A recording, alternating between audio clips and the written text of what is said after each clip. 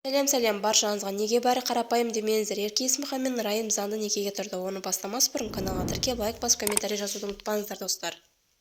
Неге бәрі қарапайым демеңіздер. Ерке Есмахан мен Райым заңды некеге тұрды.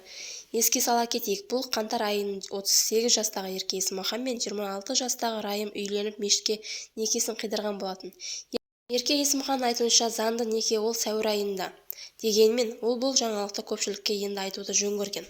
Ораза айында заңды некеге отырайық деп келе жатырмыз.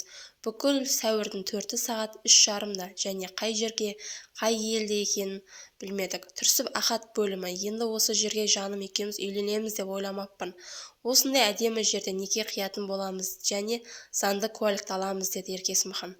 Рәсіммен бұрын түсірілген видео сондай-ақ әнші неке куәлігін де көрсетті. Неге бәрі тіпті қарапайым болды демеңіздер. Біз үшін ең басты отбасымыздың бақыты, деп жазды Ерке Есмахан Instagram парақшасында. Соңына дейін тыңдағандарыңызға рахмет. Лайк басып, комментарий жазып, каналға тіркелуді ұмытпаңыздар, достар. Қоңырау белгісін басып қойыңыздар.